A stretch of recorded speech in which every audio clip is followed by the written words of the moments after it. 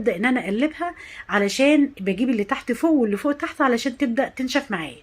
شايفين بسم الله ما شاء الله اللهم بارك، دي كل الكميه. دولت بقى صينيتين تحت الحوض اهوت، هشيلهم طبعا احطهم على ترابيزه السفره علشان لو استخدم الحوض ولا حاجه. هبدا بقى من وقت للتاني اقلبها لحد ما تنشف معايا بالشكل اللي انتوا شايفينه ده. هجيب بقى الفطين اللي في الناحيه التانيه احطهم على الناحيه دي علشان كل الملوخيه تبقى في جنب واحد ونبدا نشتغل فيها. بسم الله ما شاء الله اللهم بارك، بجد تحفه. الملوخيه جميله جدا، والورقه بتاعتها عريضه، ملوخيه فلاحي مش ملوخيه من الورقه الرفيعه، وبجد تحفه. انا كمان هجيب يعني كمان كميه علشان تقضيني طول السنه باذن الله. هنبدا بقى نجيب الكبه بتاعتنا ونبدا نحط حبه كده مش كتير قوي، وهنبدا نضربهم بالشكل ده.